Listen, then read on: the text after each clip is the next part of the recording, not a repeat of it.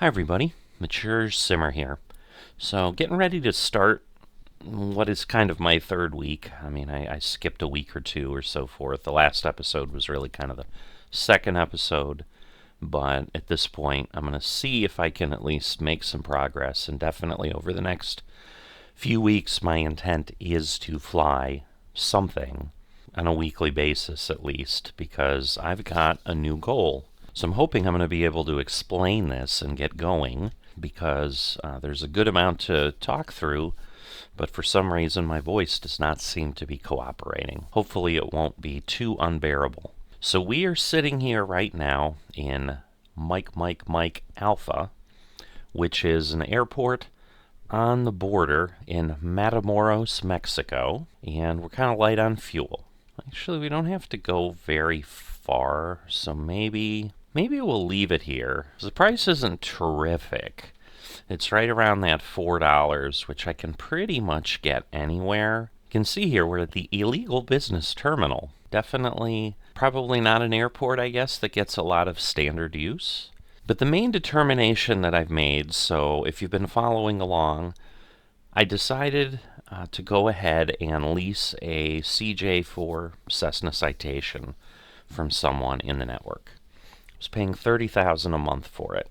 I made my April payment, so I'm into my second month, but basically the reality ends up being, between the other things I'm doing, the tours, the virtual airlines, trying things out within Flight Simulator, it became substantially more of a chore to chase the ability to pay that $30,000 than I was really enjoying. The flat end of it is it's become less fun to do this part of Flight Simulator, and it feels a lot more like a job than it should, because really it honestly shouldn't feel much like a job at all, other than a little bit of a virtual job.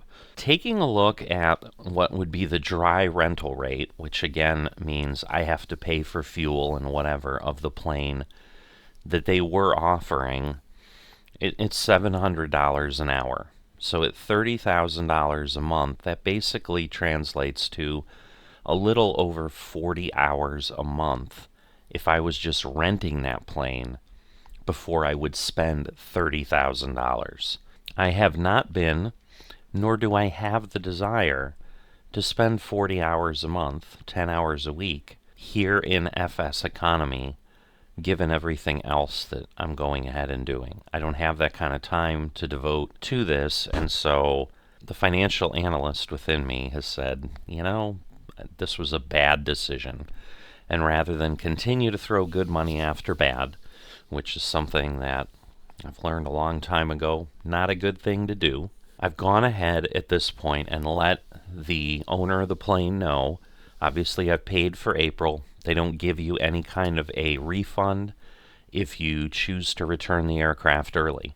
So I am going to keep the aircraft through the end of the month, and I am going to do what I can with the aircraft to get to my next goal, which is to own some sort of aircraft, but it's not going to be a Cessna CJ4. Not at the initial thing. They're just far too expensive to go ahead and do that.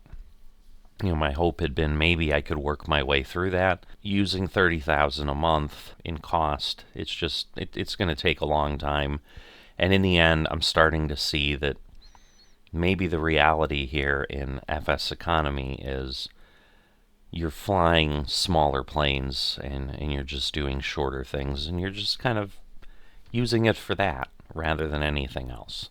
So with that in mind, one of the things I did look at as I was flying the last few legs in the last episode, the research I was doing was, how much can I get a plane for? And is there somewhere that maybe I can use this month to get me closer to something acceptable? And hey, if I blow past it, which honestly I may, given what I've discovered, maybe it does get me closer. Maybe I can find, maybe not a CJ4, but maybe a small double prop or twin prop plane or something that might carry a bit bigger load and therefore give me a little bit more bang for my buck and so forth. What I ended up researching, just out of curiosity, because I don't know this home base here of Kilo Sierra Juliet Tango, I don't know that airport. I just knew it was in Texas, and obviously we're coming up. We've been traveling from South America, where we got this plane on our lease. We've finally gotten to the border of the U.S. here. Matamoros is kind of right across the river from Brownsville, Texas, I believe is what it is. So we're entering Texas, and so I took a peek and found out that it's not incredibly far to get here to San Angelo, Texas. It's San Angelo Regional, and more importantly, San Angelo Regional is a very busy airport in FSE. So what that means is I can use that as the hub. I also have the added benefit, not that the person's asked me to do that, but I'll be leaving the aircraft near the home base, likely at the home base, because I'll probably just make sure that I'm flying circuits from KSJT to try to make some cash. Because it looks like I can do a pretty good job where I can run 2 or 3 flights, so basically do a circuit out, maybe an extra stop at another airport, and then come back, and I can make $10,000 to $20,000 in each of those circuits. Not a bad thing to do, and it'll get me to my goal, or put me in a good spot where maybe I'll have less rental need. So as we sit here today, we've got 42,000. We are going to have to get fuel at some point, so we're going to lose a little bit at some point there, just for the fees. But if I pull up my handy-dandy FSE planner, so the last airport I was at was here. I just flew over here to MMMA. And this giant web of routes is simply the Texas routes. So a lot more activity in the U.S., which is kind of what I expected within FSE than there is. But this is KSJT that I want to get to. And you can see it's one of the busier airports. You know, there's things up here which I'm sure are like, there you go, Fort Worth and so forth. And I think this is Houston. Yep, that's George Bush. So, you know, the logical things, but this is not an airport to sneeze at. And some of the things that create this in FSE is it may not always be the biggest airports. To some degree, the size of the airport has to do with the total runway length that they have. And so these kind of double runway symbols are the largest airports that are available. So you can see, but you can see it's the same symbol. So even though, you know, they have 11,000 feet and this is only 8, this is considered a major airport, and so therefore the job spawner creates a lot of things. And so I was like, you know what? It'll just be nice. I'll get him his plane up there. You know, just being nice, given that I've honestly only given the guys 2 months worth of business. Now, you know, on the other hand, he's got lots and lots and lots of planes that aren't being leased right now. I think it looks like, as I'm looking at the site here, there's 6 planes he's got being leased, and he's probably got at least double or triple that aren't being leased. You know, I'm sure he was happy to lease things, but it doesn't make any sense to go ahead and do that. I'm going to try to work this route. That's what I'm going to do is go MMA to KVRO, which is, again, I think is Brownsville. Yep, Brownsville, South Padre. So it's not very far away. And it looks like we're going to have to go from there to Brownsville empty. We're just basically going to jump over there, take that flight, and then we're taking some passengers to this little tiny airport. It's a really short runway. It's like 3,000 feet. So it's going to be a bit of a challenge, but I think it's just a company airport of some sort. You know, so hopefully that will work out pretty well. And then we get to take some pretty lucrative passengers over to KSJT from there.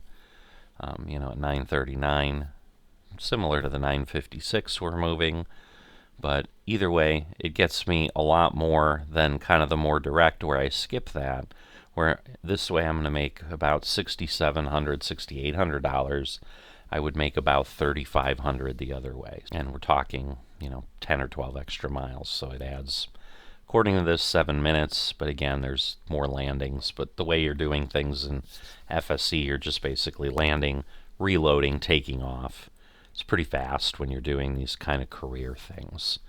So I am going to start running through that. Yeah, so we can see if we go to from K-Bro here, doesn't exist. So we're going to have to just fly empty.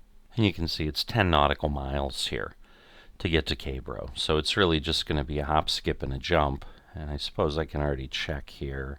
Yeah, fuel's a couple pennies cheaper, so probably makes sense. And, we don't want to suddenly buy fuel at the illegal depot, and who knows, maybe they don't have good quality fuel or whatever, so probably not the best thing we want to go ahead and work on. I'm going to get myself to Brownsville, and then we're going to get things moving, because basically this is the goal. So if I look for some just general simple things, I'm going to want to get a plane that has everything. It's IFR capable, it has autopilot, and it has the GPS. I definitely don't want to make my flight experiences miserable. Now the other challenge I'm going to have, like if I'm doing a Cessna 152 here, I need to be aware of where it's at. This one's in France. Maybe I'll do that. I don't know. But the challenge is, obviously, I'm not flying a Cessna 152 straight across the Atlantic. So if I want to get it back to the U.S. and I take a plane like that, we may have a lot of flying all over the world to eventually get us back there. I don't know. Might be an adventure.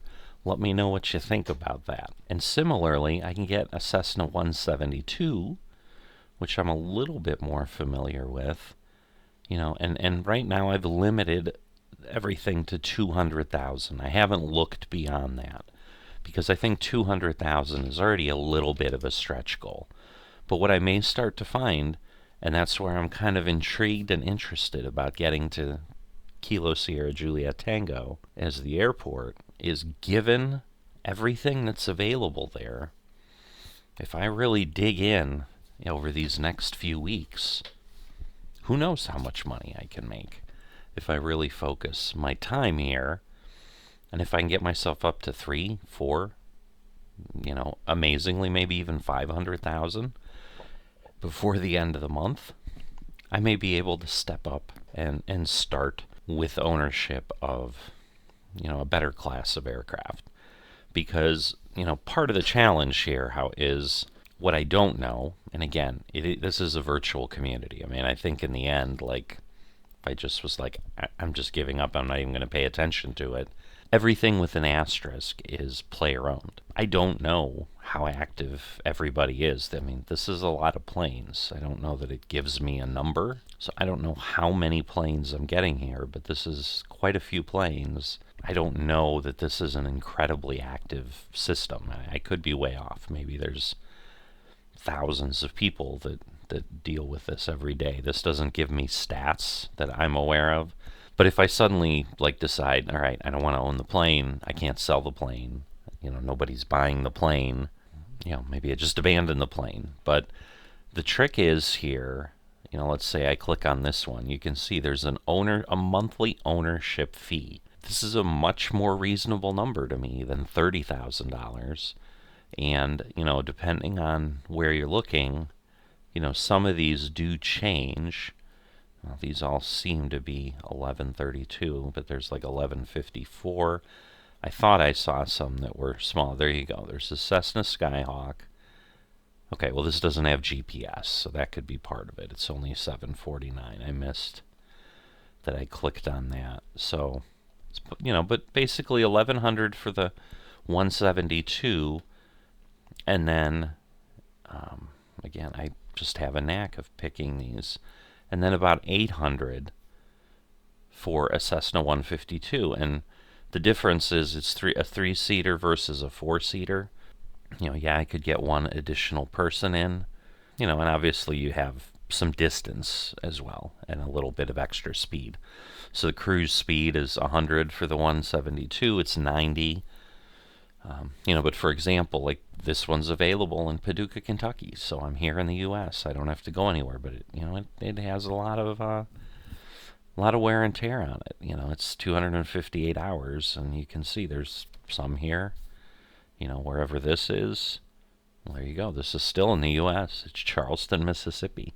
They have 8 hours on this plane, and it's cheaper, and this one does have ownership of 840. So, not a bad deal. That might be a good thing to do. So all I need to do to get that plane, and the nice thing with this one is bank owned.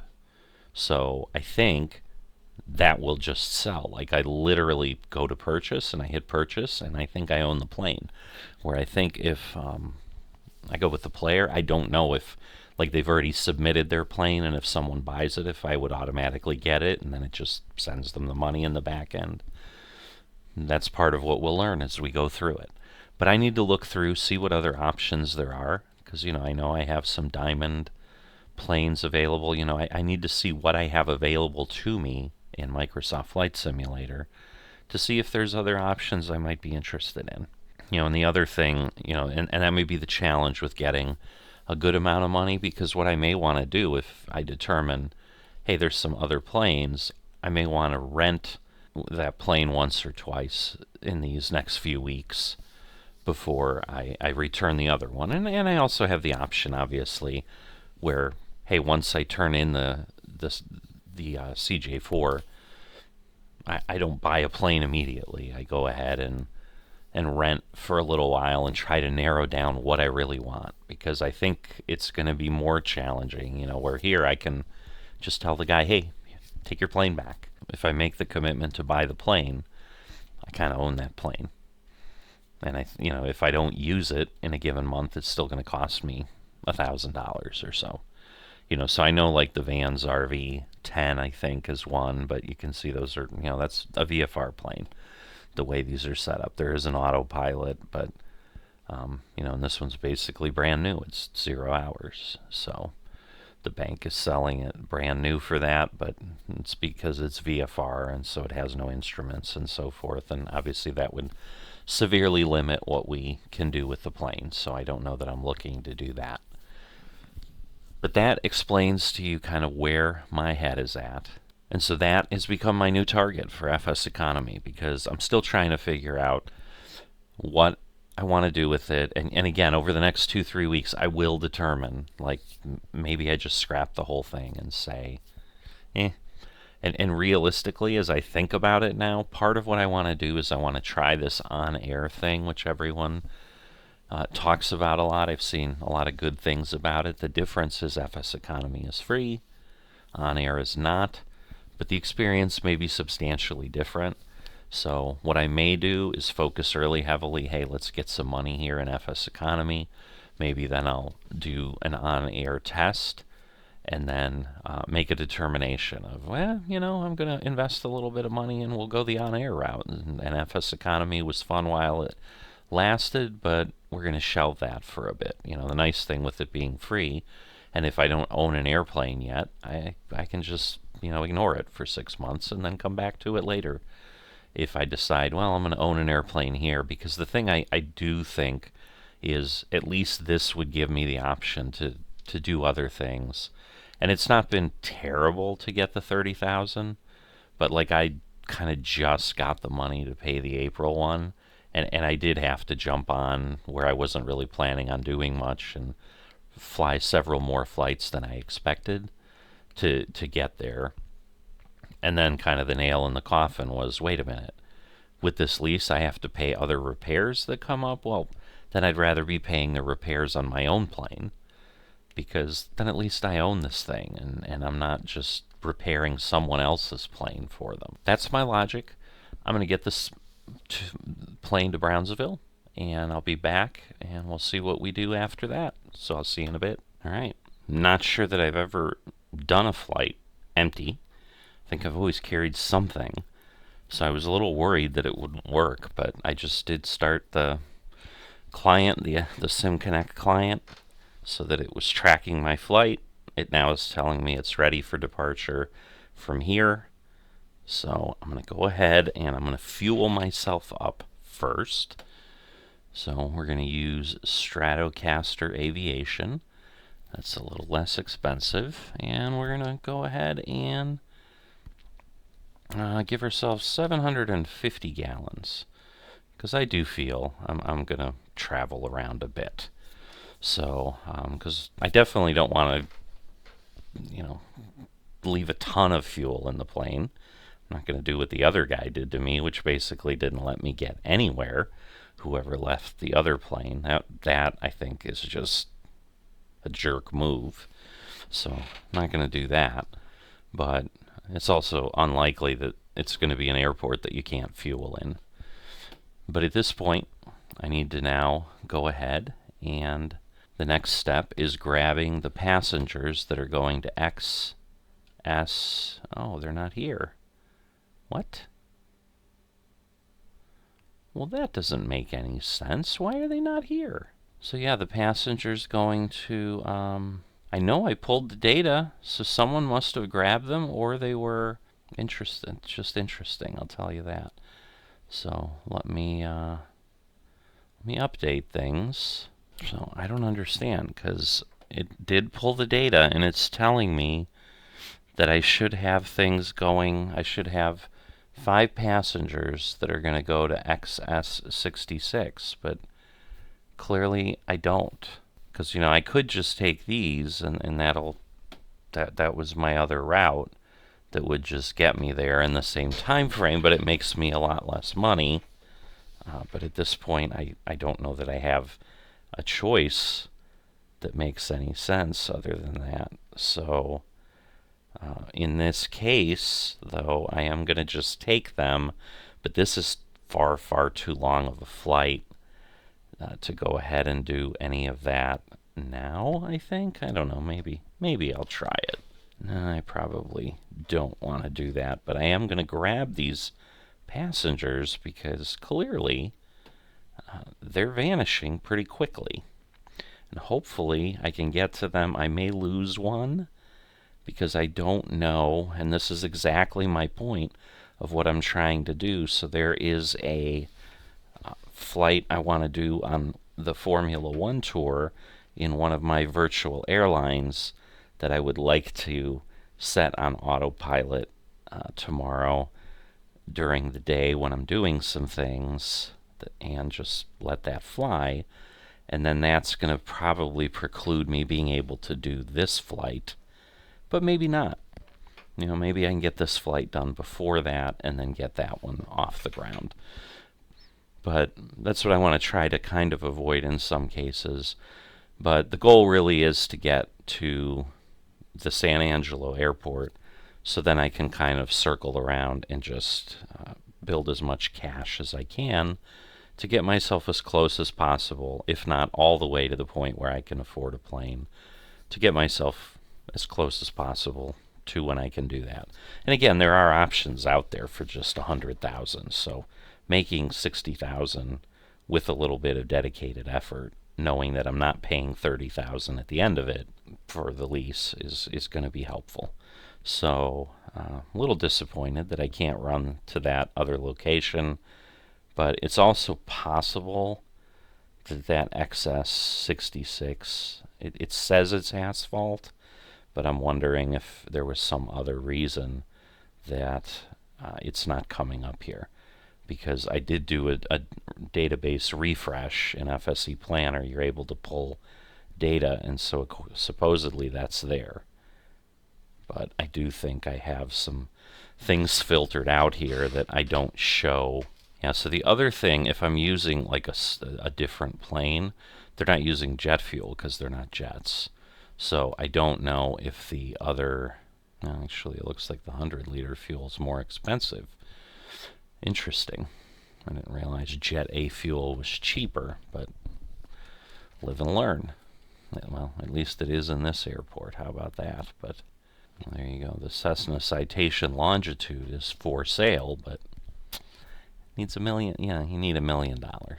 So, And that's not unexpected. I mean, I think that's a jet as well. But in any event, we are now set to be able to take that when I have my next opportunity. And so I will do that. And the fly in the ointment that could occur, he's told me he'd repair the plane quickly when it hits the 100-hour inspection limit. But if it suddenly takes 2 or 3 days, and those are 2 or 3 days I can fly, that may put a monkey wrench in how much money I can get. But I'll worry about that as we go. Not much I can do about that. I'll just make the best effort I can. And I just felt really excited by the fact that, hey, for 100 or 200,000, I have options that I could work with. They're not Citation CJ4s, but they're something. We're going to go with that, but I'll be back, and then I will make this flight when I make it, and then I will be back, and we will continue at that point. So I'll see you in a bit. All right, so I discovered I made a little bit of a mistake. So let me go back here. All right, so we are at XS66. And now I have these other 5 passengers. So the 5 I picked up, I was to pick up. They are going all the way to the other airport. We were just grabbing them from Brownsville, and now we're stopping here to pick up these Stratocaster aviation people. And we're going to... whoops, I'm sorry. We've got those people. We're picking up these air taxi people. Oh, well, some of them. So 1, 2, 3, 4. So I can't get all of them because I don't have enough seats. But so that's what we're doing. And now that gives us 5 air taxi passengers plus the Stratocaster aviation from Brownsville folks. And then we're able to get them all the way to the airport. So the rest of this leg, because as you can see it's 258 nautical miles, we're going to get done later. I'm just going to show you where we're at. This isn't a road. This is the runway. There's a windsock. Like, this is literally the airport.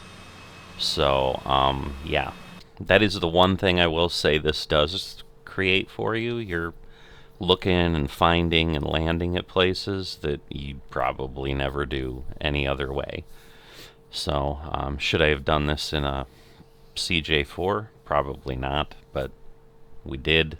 And honestly, the amazing thing with it, I actually landed, other than I think I would have flown through some high voltage power lines the way I came in, but other than that, I actually landed. I touched down at the end of the runway and stopped that quickly. So the big question, hopefully it won't be too big of a problem to take off, but it looks like if I have to run a little bit past the end, at least it's pretty flat, because it is a short runway.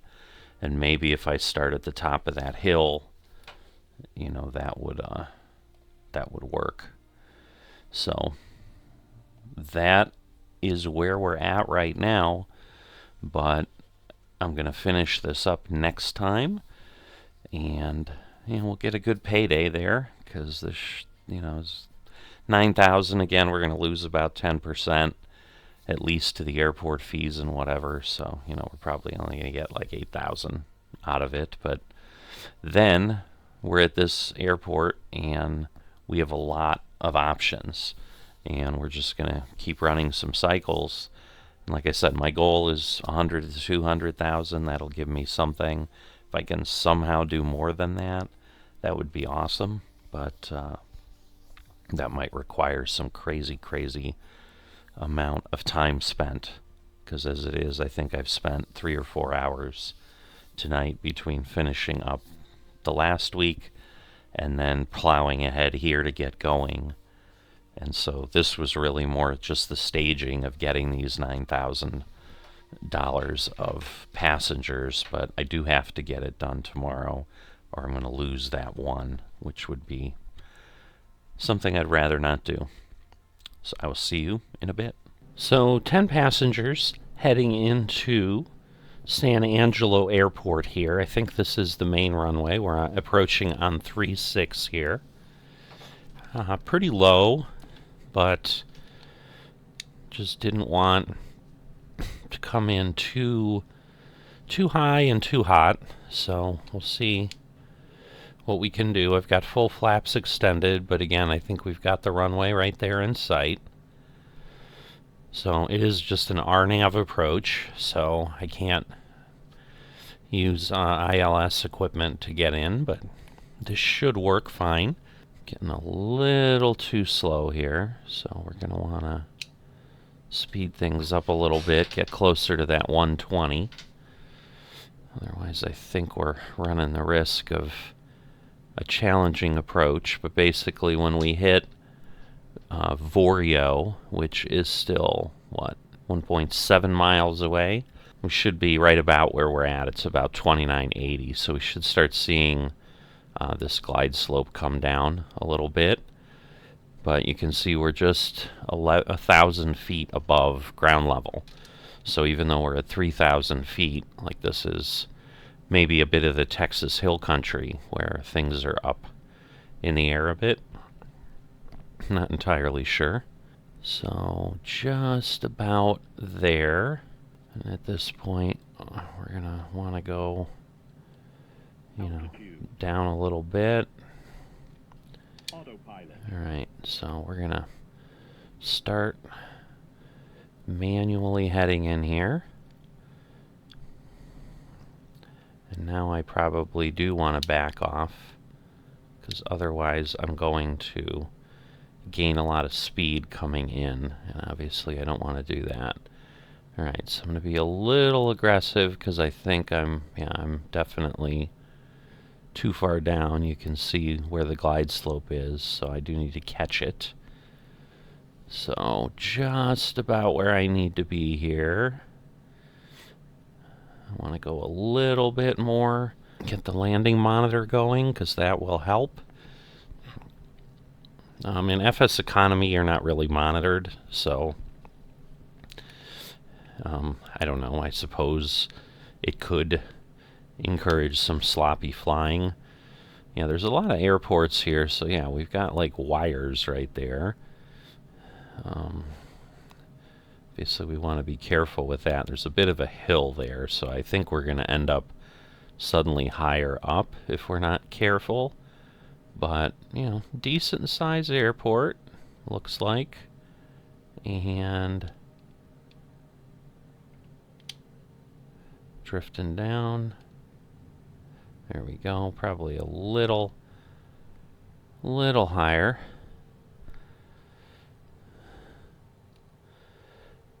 But we are all set. Right, so if I go back here and update, there we go, 47,000, almost 48,000. So I have not gotten an answer back yet. We're getting really close, and so I'm worried about telling the person, hey, I'm not interested in continuing, just letting you know. They haven't even read the message yet, which is a little scary because I'm worried this is going to put a damper on my progress. So, but the issue here, as you can see, many things. So as you noticed, this is probably the busiest airport I've honestly been in. You can also see tons and tons of planes, but pretty interesting to see. So once again, I'm trying to get enough money to have a pretty good result. So I've got, alright, so the recommended thing it's telling me to do is KDYS. Wow, this is going to be challenging to find stuff at this airport, but maybe what I'll do is go this way. And so it's stuff like this. Okay, so that's a military airport. So we're going to Dyess Air Force Base. But basically, I'd be shuttling passengers back and forth. These are all multiple days. So I'm going to go ahead and grab my 10. I'm going to jump into this in the morning. Just want to be ready, but I definitely cannot do what I did yesterday. So not as much, but it's only 72 nautical miles, where for these that I was getting 900, I traveled like 250, so it was over 3 times the distance, but only, another 30% of the price. And the benefit here is what this is telling me, we'll see how long it really takes, but in theory, the round trip both ways is 33 minutes, so it's half an hour to get all together. Some of that I think has to do with the fact that I'm probably getting up above 250, which I don't know that I'll do for such a short flight, although, yeah, maybe I'll go slightly above 10,000 where I can go a little bit quicker. But basically, I'm taking 10 back, 10 forward. I'm literally just doing a shuttle run between the Air Force Base. And so I may be doing that. I don't know if they'll replenish fast enough. What I'm hoping here, because it looks like we had 1, 2, 3, 4, 5 in one day. So even if I don't fly that often, but the thing is, I should be able to make about 12,257 across these, is what it's telling me. And I'm assuming that is after my payments, because you can see these are 7,870, which would be closer to like 15,000. So I think that's after I've already gotten things paid out. So I think I'm going to put in my bank 12,000 in that time. And if I can do that in half an hour, even with what I have left, I almost can get 6 of those legs done, if it really takes me half an hour of time. So I'll have to see how that works. But so that way, if they do wait on the inspection, but if I can get 6 of those done, I mean, that's $72,000. That would already put me at over 100. So I'd be in the range, and even if I had to wait a day or two for them to do the 100-hour thing, that wouldn't be too bad. But this is what I was hoping when I got to the airport, because, yeah, there's 703 routes that FSC Planner is giving me that I could choose from, but it sorts them by highest paid, and right now this is that. So it's showing me that in theory what I could make is $22,218 per hour with this run. So it's by far more lucrative, and I would imagine a military base, I like the fact that it wasn't a small airport number, so likely this will be able to be found in both the FMC and everything else. But so looking at all that, that should be pretty good. I don't remember how many hours we're allowed to have in 48, but I can't imagine I'm going to be tipping that. But right now, yes, I'm going to be pushing things a bit, at least for a little bit. Certainly until I get over 100,000. I really would like to have an option that I could get something without pushing further, and I really need at least that much, I think, to realistically have something. But that will be the plan going forward. So again, as I said, I'm stopping for the day. I just wanted to get this plane here. This is the home airport for this plane, as you can see. So, that should make them a little bit happy. But we're going to run this back and forth, and the real question then will be, is it going to give me 10 passengers each time? Because if it only generates these every, 5 passengers every day, I may not have enough, because certainly like tomorrow, I might be able to fly all 6 of those half-hour circuits in the morning and just pound them out and make some money. That would be awesome. And then just wait until they can fix the plane, which hopefully they'd be able to do quickly. But we'll see where things are at, and I will see you in a bit. Made it here to the Air Force Base, so there we go. 0.3 hours, so looking pretty good. I mean, I might not quite get as many in. I did give the person, in theory, a heads up. Yes, I'm being a little bit annoying, but I really want to use the plane as much as possible, so I let them know I'm planning on flying quite a bit today, and that hopefully they'll be around and be able to get the repair done as fast as possible. So I'm simply turning around, heading right back. All right, back here at KSJT, so just over 60,000, just under 98. But let's see if I sort by destination again. All right, so that's what I was worried about. So right now, all I have are 5 passengers that are going there, so I need to find something else, because there's certainly others. Now, these are a lot further away, but let's see what the planner gives us as a suggestion. All right, so we've got 10 passengers, a little bit more because it's a little bit further. It's 90 nautical miles instead of about 70. So it's upping the whole round trip, according to this, about 5 minutes. It looks like, I'm getting longer and longer.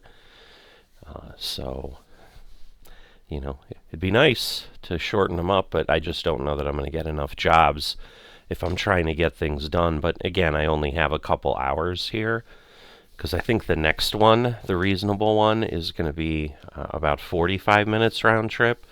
And it seems that I add a couple minutes all the time because I think it's figuring that out, assuming I'm going full speed or at the top speed I can, and obviously approaches and takeoffs, you're getting up to speed, and so you're using a little bit more time. But basically, this is a back and forth as well, so I'm going to go ahead and I'm going to run out to E48, and I'm going to come back from E48, and I'll give you an update then, because otherwise I think we're just going to have a lot of quick little things, and it's pretty straightforward because it's literally the mirror image trip. So 10 passengers at 827 each, and so we will do that, and that should give us about another 12,000 or so in cleared cash. So I'll see you in a bit. Another successful trip there and back. So 73,701, getting within an hour and a half here of my inspection limit. So I'm going to keep plowing on as long as I can. All right, so I've got a little triangle here to fly, where basically I go and take 9 passengers, 7 of which are going to the direct airport I'm going to, and then a couple others to another. And then from that other airport, I bring 10 back here to the main area. But this is one of my better options right now. So that is what I'm going to be flying. So I'm going to run these, I guess, 3 legs. These 3 flights, we'll get those done. I should be able to. It's telling me 37 minutes. It's only 164 nautical miles round trip. So a little bit less than the others. And, then we'll have to see, because I think it said as long as I take off before the 100 hours, like, I'm okay. Like, so I could literally be up to 99.9. But after this one, I think the next one takes the 45 minutes, so I might just be able to get that done. So I might have a couple more loops here that I can do, but let me get this one done, and I'll see you in a bit. All right, I have made my loop. Come in here to SJT with 10 more passengers. So just over 85,000. Not a bad result. So I've already got my next thing here. We're taking a few things around. So again, we're going to flip this sequence. So I need things to KMDD and 7T7. So there's 7T7. So I need 5 passengers. 1, 2, 3, 4, 5. So not all of them. And then I need the cargo. So 1 kilogram for $150. Not that much. And now I need to go to KMDD. There we go. And then we should have 5 passengers there. And so we want these because these are 831 instead of 820. So it's not a huge difference, but, every little bit counts, as they always say. But this would then get us a full plane, a really full plane, because this time we have 10 passengers and we have some cargo on top of it. Now I do need to check, yeah, all right. So the question becomes, let's refuel. All right, 375. Yeah, this is where we had gotten it before. So I'll just go ahead. We'll put get up to 700. So that uses a few $1,000s of my money, but it's how it works. You can't run a plane for free. So the big question is, in 0.7 hours, can I get 2 flights done and then get in the air to the last leg here? That's really what I'm going to be trying to do. So I'm going from KSJT to 7T7, where I'm going to basically pick up 3 more passengers and drop off the 5 and the cargo. So I'm going to have a total of 8 passengers then coming back or moving over to KMDD. So actually, I just have some passengers there. And then I'm going to drop off the 5 KMDD passengers there and pick up 7 more and come back with a full flight of 10 at 831. Or no, 7 at 831 and 3 at 820. And that will, be what I'm targeting here. But at this point, we're in great shape. So I'm going to go fly those, and I'll let you know either when I run out of time or we'll come back here as we're getting ready to leave from KMDD. Or, well, once I leave from KMDD, maybe we'll talk about it. I'll see you in a bit at some point. All right. Coming in to KSJT. The sun's a little bit challenging this morning. I'll give it that. Down to 160, but putting out another level of flaps. That'll slow me down quite a bit. But obviously we were able to make the flight. I'm pretty sure if I didn't hit 100, I'm going to be right there. Because at this point, I think, about a minute away. And it's probably going to take at least that long. A minute away from like the stretch point. So I'm not even sure.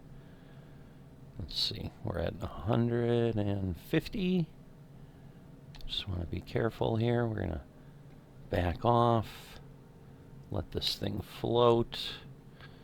20.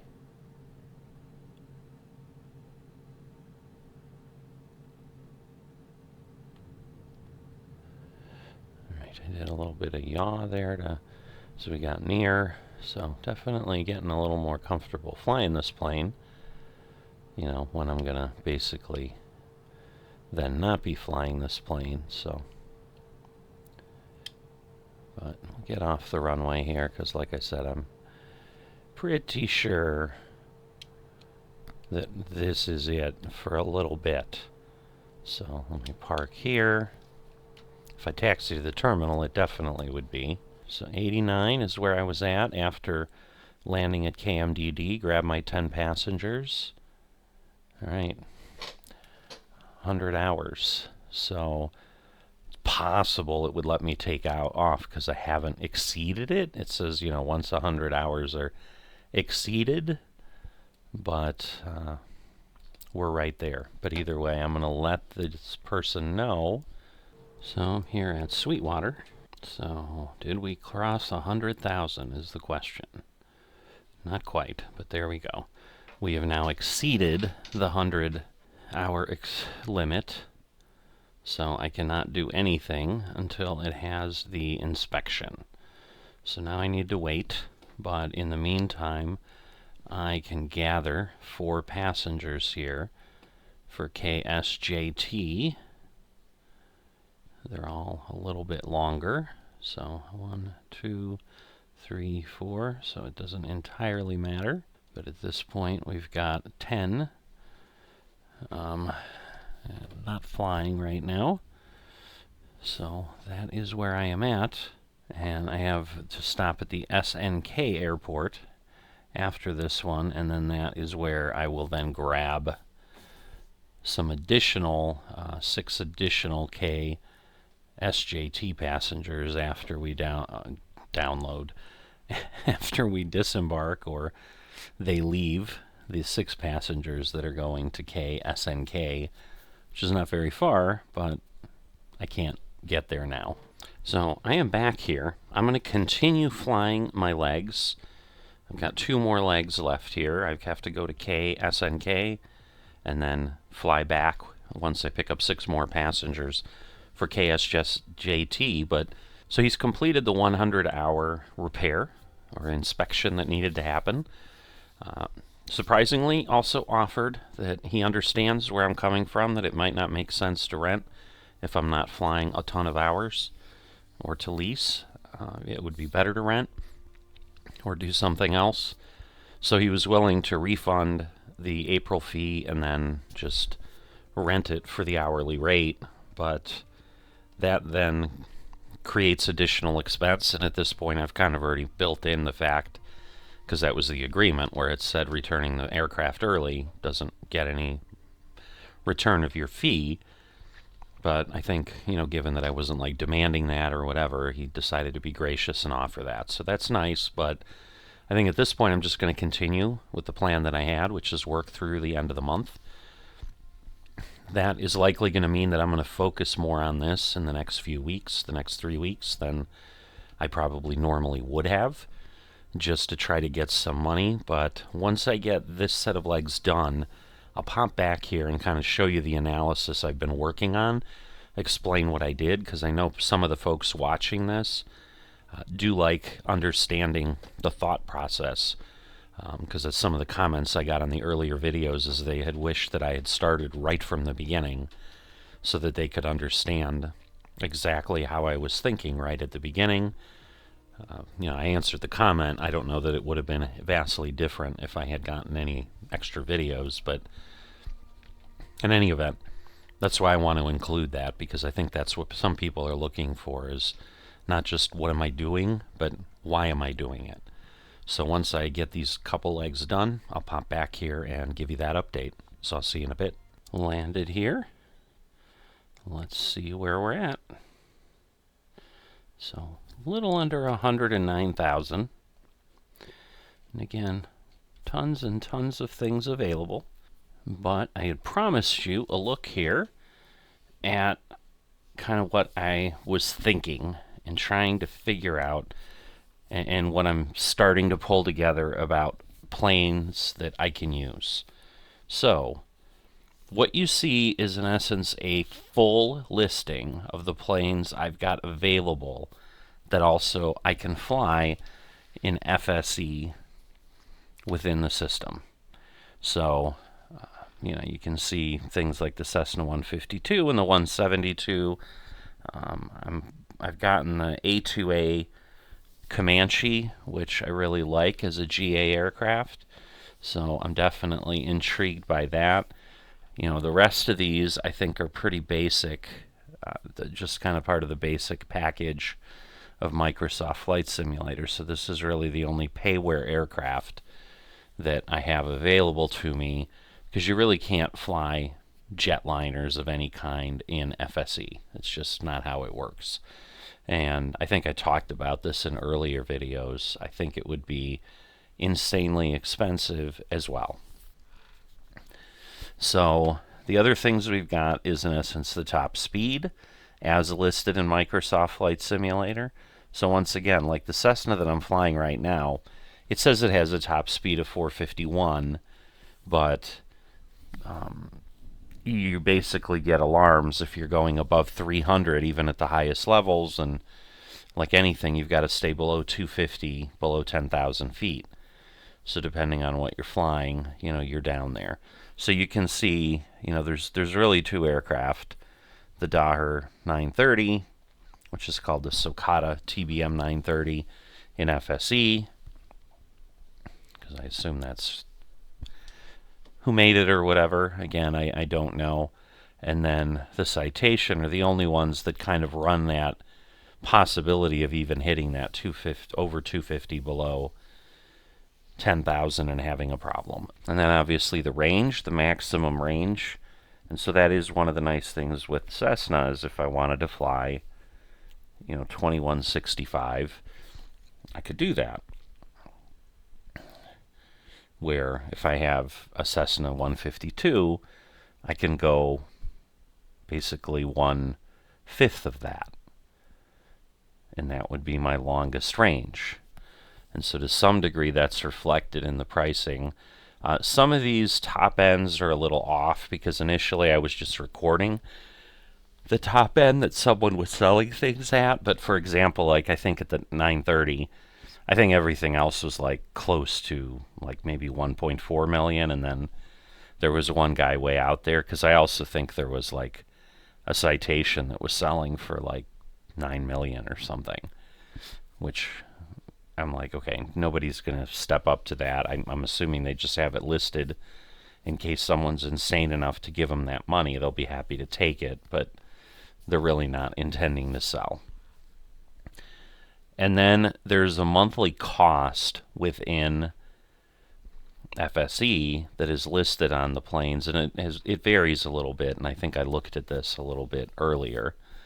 So you can see, like for things like the Beechcraft King Air and the Citation CJ4, that monthly cost is pretty high. That monthly cost does seem to change by equipment type too, but once again, I'm looking for something that has the full instrument panel, because the one thing I guess I can take a look at is if I buy an aircraft that doesn't, could I add it on?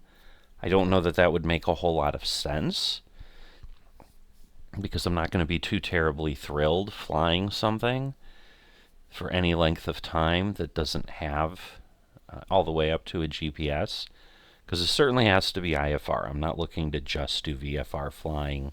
Not really looking to do any VFR flying. I think that would be excruciatingly difficult.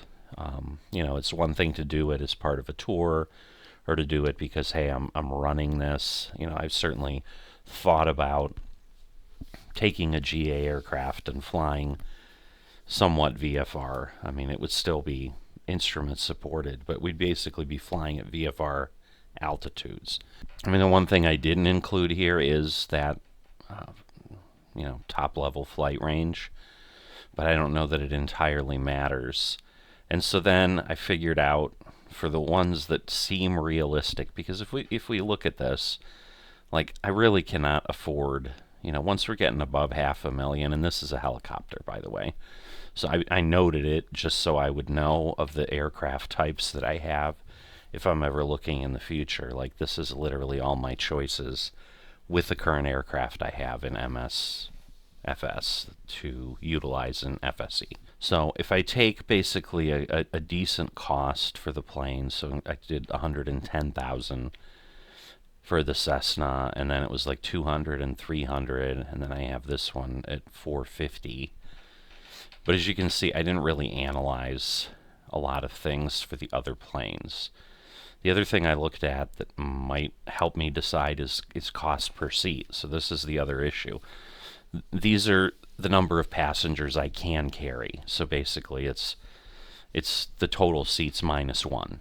Because again, in the Cessna it's normally 11, but I can take 10 passengers in FSE. So obviously I'm here as the pilot. I take up a seat. Similarly, the Beechcraft has got 15, but I need 1 as a pilot.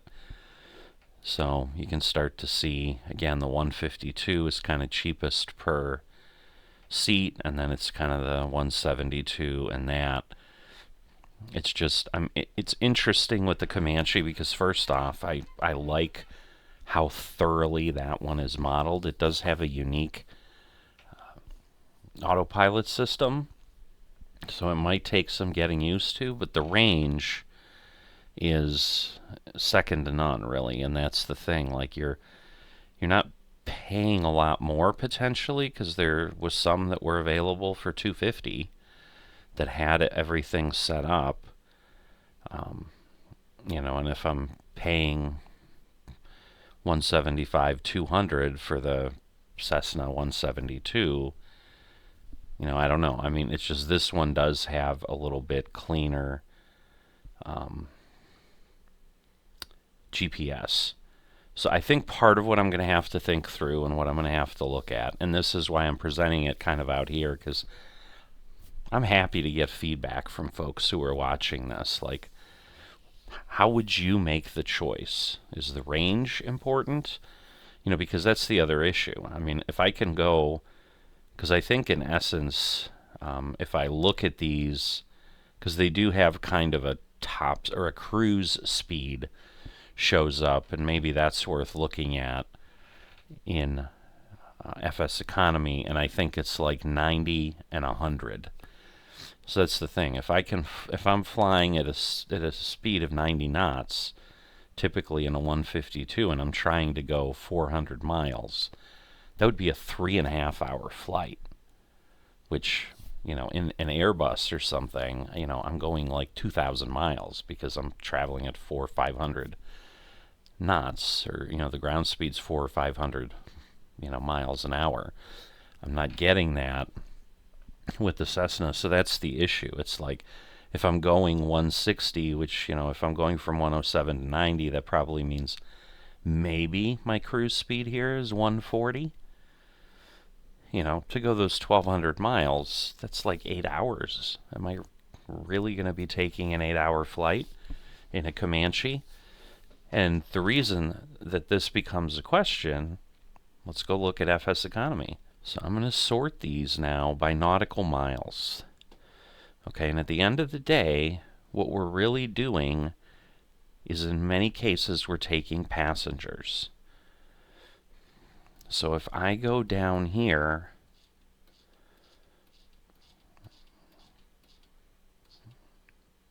to really far away, and again, I could only take certain planes to take any of these. But again, this is 6 passengers. But if we're really looking at this, we're still not at $1,000 a passenger at 365 miles, and basically 70 miles, which is 20% of that. I'm making 80% of that amount. So it very much seems like Fseconomy is very scaled to short jumps. And so the question becomes, does it even make sense to look at something like a Comanche that is more expensive and, yes, has more range, but I'm probably never going to use the range here? So I'm really leaning toward, I think the Cessna 172 is the smart play, because there really isn't a GPS in the standard Cessna 152 and Microsoft Flight Simulator.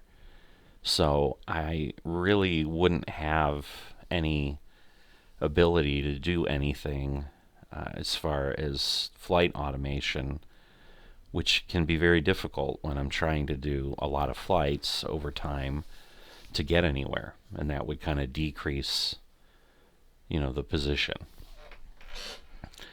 So the reality is, if I'm flying 70 miles, I mean, yes, the challenge is still going to be, it's going to take me darn near an hour to fly that leg that I just flew in the CJ4 in 20 minutes. But, I have more control there, and that's the other piece.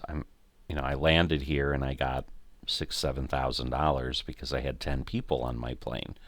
Here I'm going to have 3, so I'm going to make, 2,100 probably in total, because, yes, the other 80 or whatever, so it'll be like 700 out of the 782 after all the airport fees and stuff are taken out. And then that becomes the situation if I'm trying to eventually get myself to a CJ4. What is that going to look like? And so this still comes down to the situation of, this may be a short-term exploration. I don't know. Because unless I just want to do short flights that take a long time, as basic general aviation aircraft, that seems to be really what Fseconomy is geared toward. And then what I start to struggle with is, there's not really anything that different or unique here. I mean, if you're really looking at things, you're flying people most of the time. I mean, sometimes there's cargo that shows up here and there, but literally all of these people, all of these are people. I mean, here's camping supplies. So that is, a bit of cargo. And so what this world starts to look like, so here you go, you got 736 kilograms of cargo, which I don't think I could take on any of those. It's 333 miles. So if I'm going at 100 knots, it's going to take me 3.5 hours, where I could do, 4 trips with and make 6,000, I think, in under those miles, 470-mile trips, and go ahead and do that. Because the other benefit I get is like, things like this where, I've got the 10 people or whatever per destination. If I can only take 3 at a time, like right now with the CJ4, I could take that out and back leg once, and I've depleted my passengers for a few days. But let's say, I was going to fly this. I can just take 3 of these folks and then take 3 back, and then I could take 3 more, take 3 back, take the other 3. I've got 3 round trips that I could take if I wanted to just shuttle things back and forth that way. I'm really not sure. And what it may come down to is I may decide before I make a decision, I may go ahead and do that on-air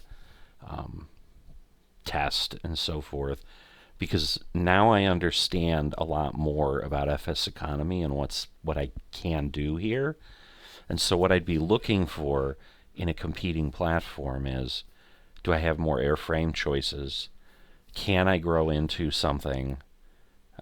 Because that's the thing. Like if in on-air, eventually I could fly regional jets and get to the full-size aircraft.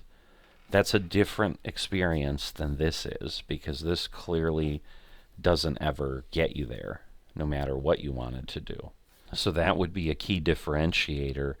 And then also is the cargo types and things that I'm working with a little different, because then there's also NeoFly that I can look at that also give me some things, and also is doesn't cost anything. So it's just a real, there's a part of me that says, well, because I've definitely had conversations like this with people about Flight Simulator. Like if it's something that is a monthly charge, the likelihood is the people are going to they're incentivized to keep working on it. Where packages like a NeoFly or something that is kind of a one-time purchase, or doesn't even need to be a purchase, may suddenly lose interest from the developer because they're not really making any money off of it. It's just kind of a labor of love thing. And that's in essence kind of what this is because there's no income here. It's probably very automated. These jobs just probably happen because, there's some FBO that's here. I assume Stratocaster Aviation is owned by somebody.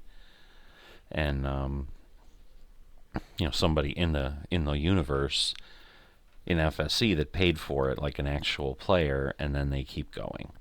But in that case, like if I'm really looking at the Cessna, I just need $100,000, $150,000 more, and I should be more than adequate. Because what I was trying to figure out as well, if I can get into, something like the Beechcraft 350 for 400, well, do I really push it? But we really just have this Diamond DA62, which again is a little bit faster, but the price per seat is basically the same as the Cessna. I mean, yes, I can do double the passengers, and I get like double the range, but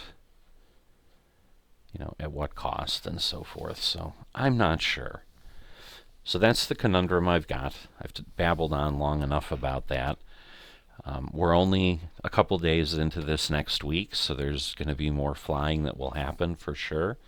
But given that I'm just basically like pounding these out at this point, I may just go ahead and do that flying and not cover it as thoroughly as I have been before. But as I think about it, like then that doesn't let you kind of follow along the same way. But what I may do is just do a lot less talking, and it may just be, here's the legs I'm doing, here's the circuit I'm doing, go do it. Okay, here's the money, here's the next circuit, and it literally becomes 30 seconds to a minute for each circuit. And even if I do 10 circuits this week, then that turns into 10 or 15 more minutes, and it's not this hour plus video that I had last time because of all the challenges and the thought that was going on. But love to hear your thoughts on the plane selection, because I'm going to have, again, a couple weeks after this video comes out before I'd even be considering it. And, I've almost talked myself into, maybe I do a little bit more in NeoFly before I make a decision too. And that way I know, like, hey, here are the 3 simulators I'm looking at. Because, I've looked at things like A Pilot's Life 2 and so forth. And most people, once they're comparing those to On Air, they kind of say On Air's just got a lot more going for it than a lot of the other paid options. It seems to be kind of the service of choice if you're going to go ahead and do that, because I guess A Pilot's Life has aged a bit, and it's similar to this same kind of structure as what we have here in Fseconomy. So I'll be back when I'm ready to do another flight. So I'll see you in a bit. All right, back here for another leg, going up to Sweetwater and back, 131,000. I'm really trying to get, I think I'd really like to, I'd be very comfortable if I could get myself to 200,000, because I think that gives me kind of every option I want. Although I'm really thinking that Cessna 172 is likely going to be the best choice I have. I'm just not sure that, once again, it wouldn't become a situation where I just wouldn't be interested in flying that much. It would just be like when I had a desire to do slower, smaller aircraft. This would give me an option to do something, and it wouldn't be terribly difficult to make the $1,000 I need, every month or something to just cover the monthly costs, even if I didn't do anything. So I'm just really not sure which one of these career tools I'm gonna work with. All right, it's time to refuel some again. So I'll just get myself up. Should be good there. Filling up as much as I had definitely puts things close to the top, but we are good. Just basically eats into my cargo capacity a little bit, but that'll be solved with certainly going out and back. So this is the next thing I'm going to take. I don't think the students really give me anything other than, I'm assuming the reason they're coming is there's some university in that location or something. I don't know. But what I'm looking at here is these 10 passengers out and then 7 passengers back. So I'll see you in a bit. All right, so we've brought 7 mainly students back and just short of 140,000.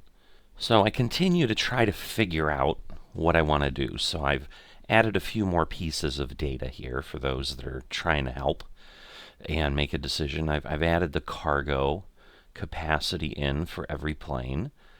And this information is the settings that are in FSE Planner, which I think are probably the most accurate, especially for what I'm doing, because that's how I'm deciding what jobs to take and fly and so forth. So this is the parameters they're using. I also adjusted the top speed to, again, the cruise speed that shows up in FSE Planner. And it was interesting because for some of these, like even the citation, like it's listed at 400, and you have all kinds of alarms going off if you try to go that fast. So I'm not quite sure how accurate or helpful it is. I did run a couple of my scenarios just lowering it to 300. And part of the issue ends up being what I shared a moment ago. Because it's more lucrative to do short runs, the system still is recommending short runs, and so going 400, like, first off, if you're only going 50 miles, by the time you get up to 400, you're already, 20 miles into the trip. So it doesn't make a lot of sense, because then you're immediately slowing down again so you can land. So, there's a relative benefit, but this was something that was a little bit more useful to me, and kind of, I think that elusive metric that I was searching for was trying to figure out, all right, how do I tell what I'm going to really be able to do with each plane? And so, if you remember, again, when I look in FSC Planner, it tells me, hey, if you take this job, you're basically an hour of your time here is going to help you make 18,000. And so once again, you start to see, of all my choices, the plane I'm flying right now is the most lucrative for my time.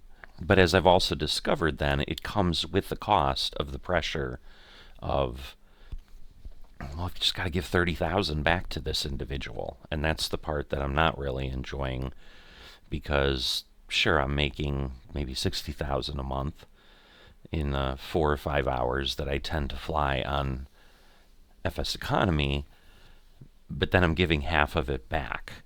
And so that's where it kind of became, well, if I do this and I make 10,000 in the Cessna 172 in those same 5 hours, but all I'm really doing is paying the 1,000 for the monthly cost, and nothing much more than that, am I not better off? I'm keeping 90% versus only keeping 50% of what I make. So,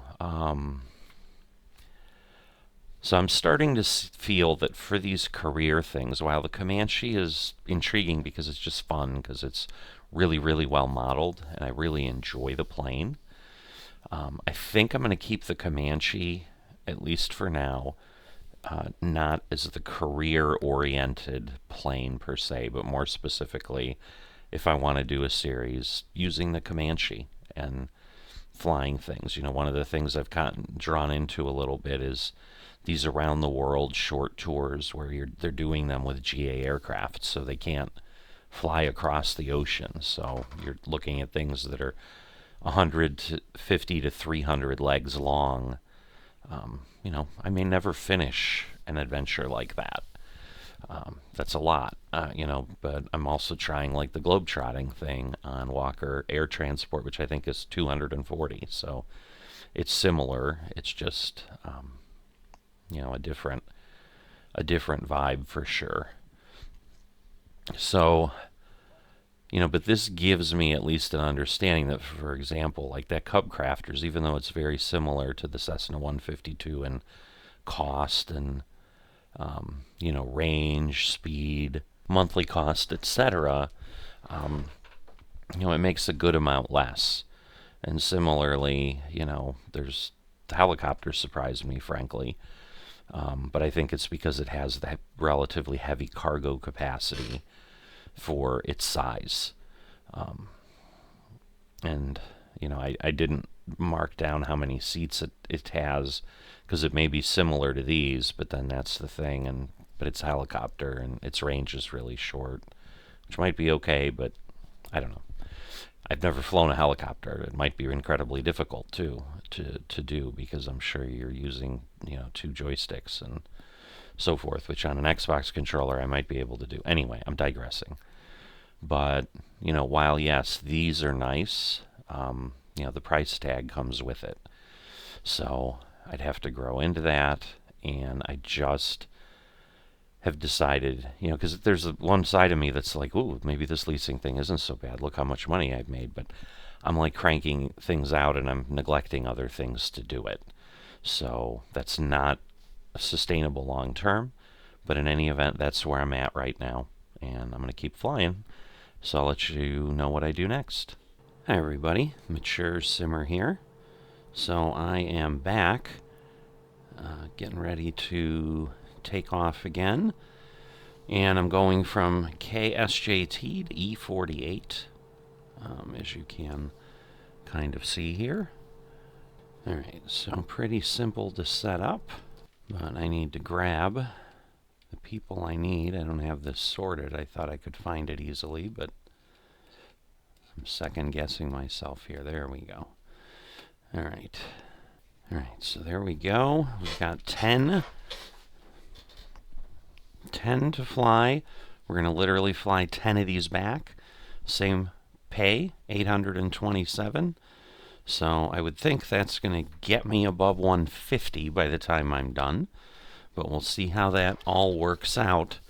But the goal, I'm really targeting, like if I get 200, I'm going to feel pretty comfortable, I think.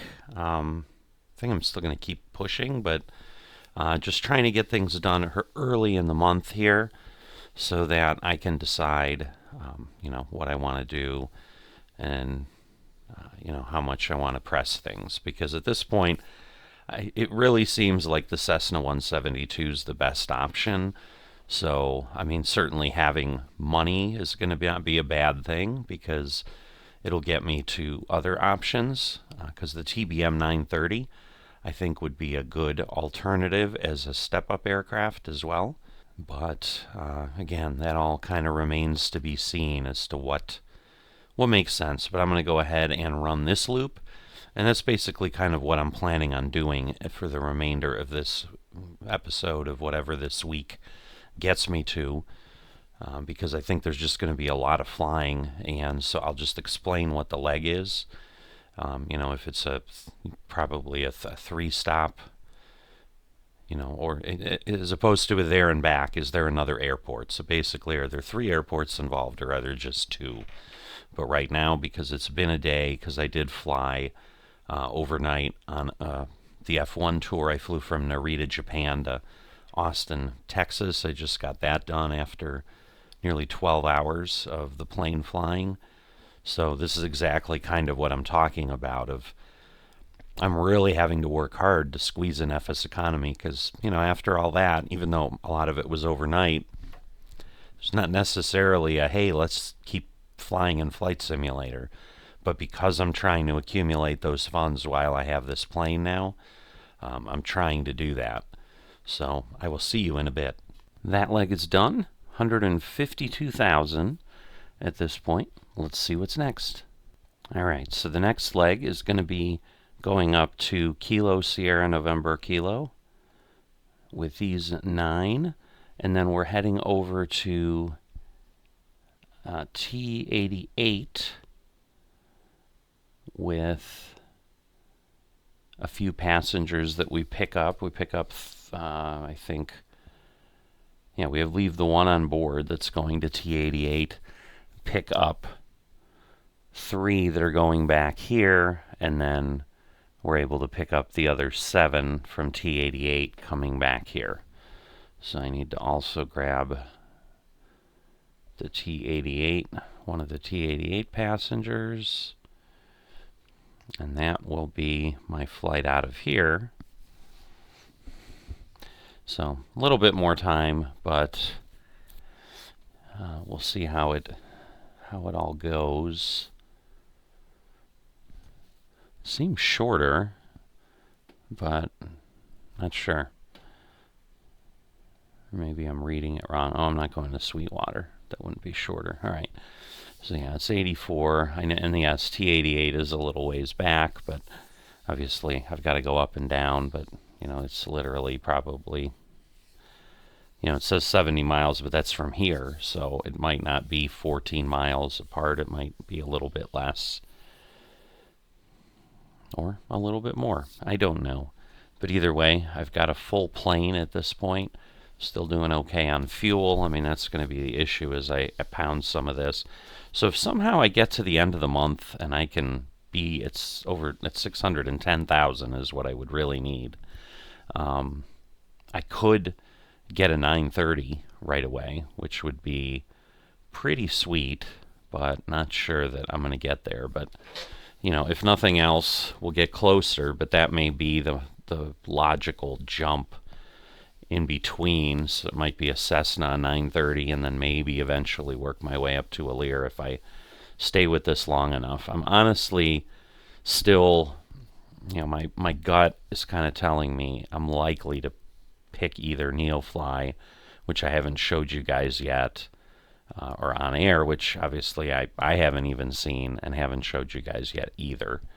But I know with Neofly, there's a lot more variation. I think I can also get to a lot of other aircraft types. It's just more than hop in the plane, fly, and go. Which is okay on its own, but there's just very little around this model. It's really just giving you random things to pick up, where in Neofly, you've got different kinds of missions you can do, different kinds of flights, and so forth. And again, I may end up starting to cover that this month and start giving that a shot now that I realize that I'm trying. I think I would like to have one of these as something I do periodically, kind of the career options, as opposed to, the virtual airlines, which are somewhat similar. It's just you're just being told where to fly, or picking some reason to fly somewhere, where the career mods give you a little bit more meat on the bone. So let me get this done and I'll be back. Finished all those legs. We're up to a little over 165 now. 45% of the fuel left. Okay, so next set is, again, kind of going back to airports I've been at before. So going to Kilo Alpha Bravo India and Kilo Delta Yankee Sierra. And Delta Yankee Sierra is a military base. So there's a route to go through there. Again, should be able to get things done in under an hour according to this.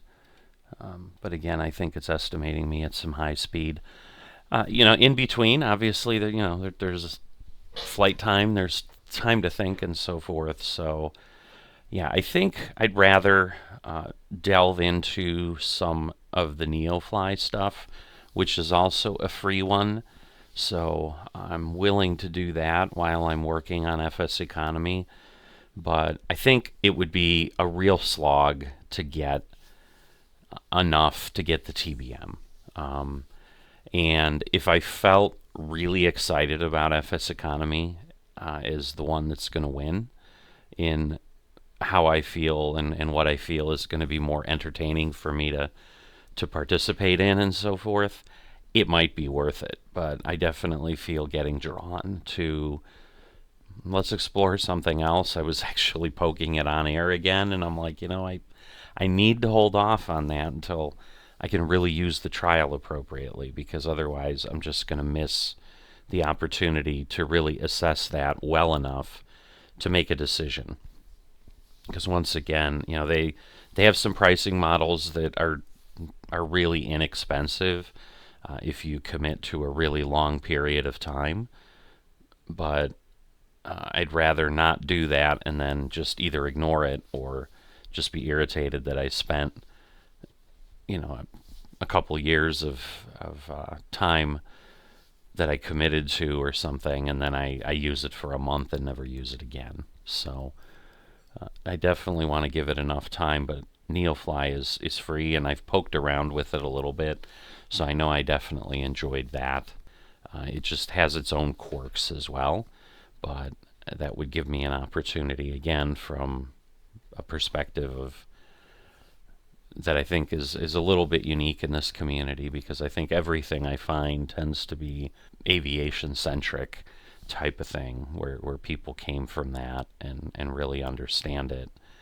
And I think my unique perspective, at least, gives me a way to assess it that might fit a lot of people who would want to try things or want a flight sim, but are not sure what to do, or kind of want something else. And I do also want to poke at providing some more episodes of the non-aviator flight simulation series. So I think I need to get into things about actually doing flight sim rather than focus as much on the VAT sim ATC stuff, because I think the ATC stuff is even more niche. I think people would be more willing to try to fly a plane than they would to jump into that. I kind of came into it a little backwards, where I didn't get pulled into Flight Sim until after I had gone down the path of the ATC thing. But I think that would be a very unlikely path for most people. But I'm going to go ahead and likely get this done, and then we'll see where things take me. And you'll obviously start to see it on the channel over the next few days and weeks. But it's unlikely I'm going to slog my way up there. I mean, certainly the more I can get, the better it'll be, the closer I'll be to get to that kind of interim plane if I stick with Fseconomy for any length of time. Because the benefit would be, let's say I get to 300,000 or 400,000, and I find a CS 17, a Cessna 172 that will work for me, that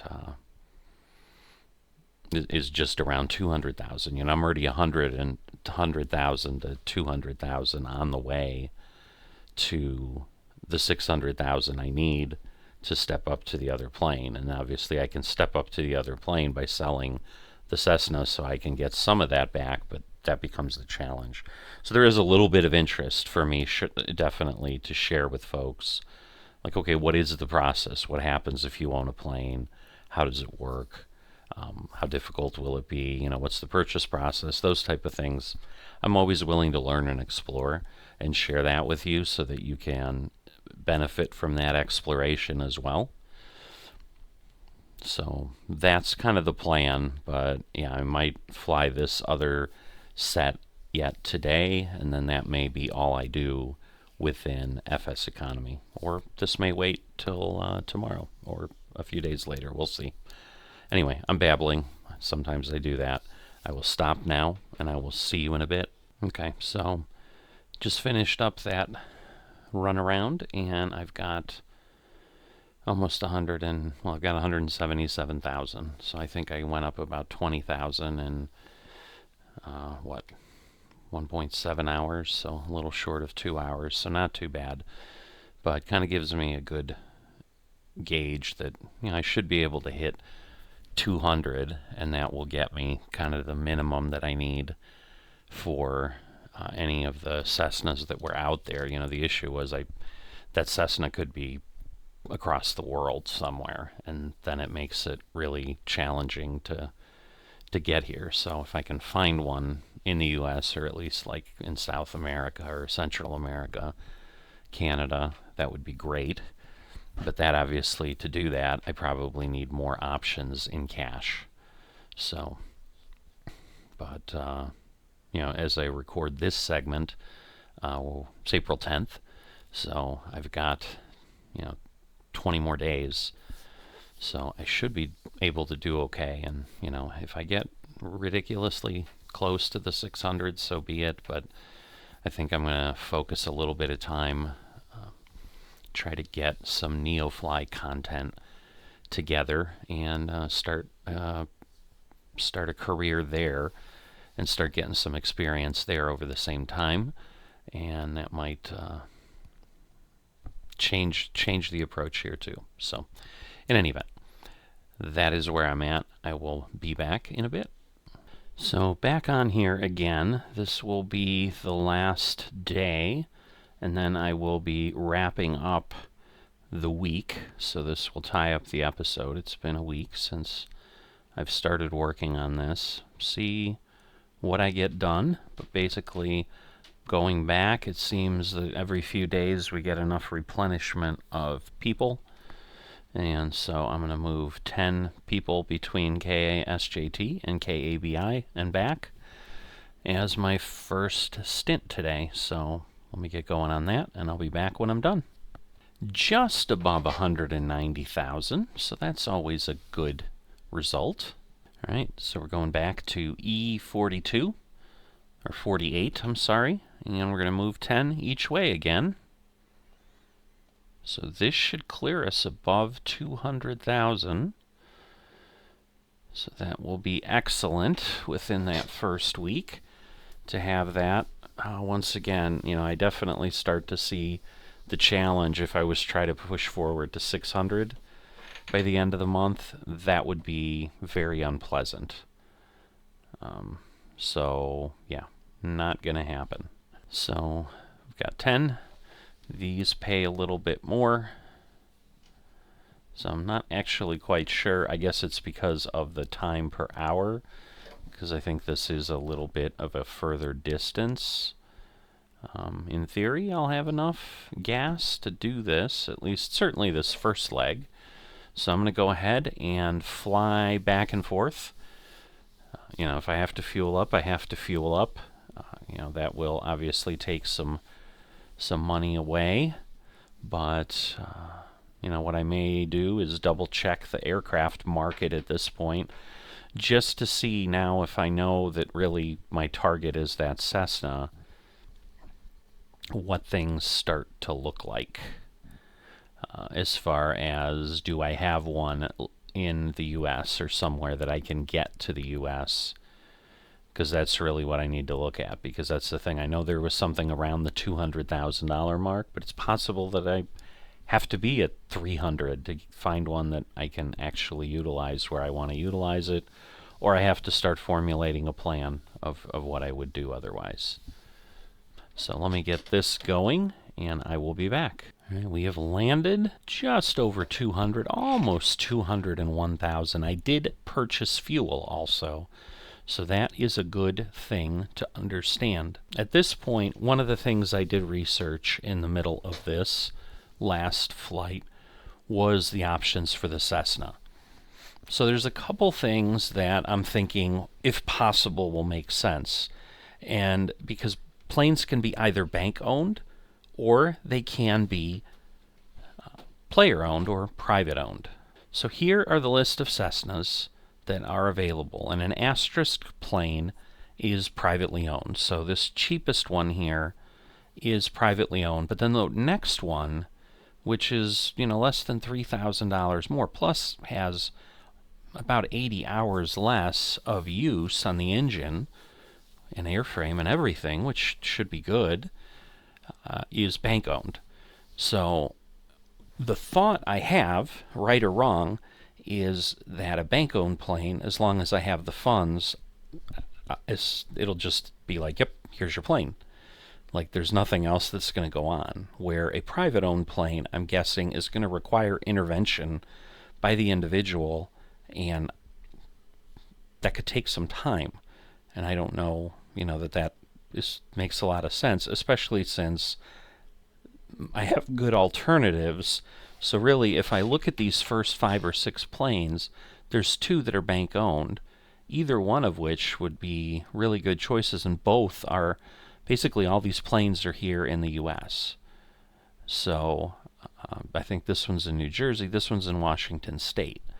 And I don't really care where in the U.S. they are, they're just in the U.S. And then I can, because I'd probably be flying all over the U.S. anyway. So the biggest thing would be if they're missing fuel or something. Now, once again, it is April 12th. I am still not going to go ahead. I'm not going to change my plan because it'd be foolish to have a Cessna that I can make significantly more per hour on and then not use that when I can fly. But knowing that I already have over 200,000 and I really only need 150, I'm not going to press myself crazily. I'm actually definitely going to switch and start doing some stuff and start bringing things to the channel about NeoFly, because I want to try that beyond, kind of starting from scratch, because I've done a little bit on my own to get familiar with it, but that will let me get into that, and then I'll still run a couple things a week, I'm sure, maybe 1 or 2 flights or 1 or 2 segments a day to make some more money before the end of the month. But knowing that I'm not really pressing a lot further, and that the Cessna 172 is likely my best option as a plane here in Fseconomy, with all things considered, having a $50,000 or nearly $50,000 cushion takes off the pressure, especially when I can get planes that are under 100 hours in usage. Because I was thinking it was going to be something like these down here that are 190,000, almost 200,000 to get there. But why would I pay for that? So I've checked things like the cost per month and whatever. They're all basically in alignment. So it really just ends up being where it's like people put a price out there, and if someone wants to buy it, that works. And in some cases, for some people, it might make sense, because if I can get a plane really close to me, like, hey, this is in Charlotte. If I live in Charlotte, I might be like, all right, I'm willing to pay 30,000 more versus trying to bring it from Washington State to Charlotte because I want to fly around Charlotte for whatever reason. But I'm less attached to a specific airport or anything like that. I'm assuming this person must be playing, because I don't know otherwise how the plane would be in flight. The other hope is that bank-owned planes, yes, they can be rented and they can be moved around, so they might change.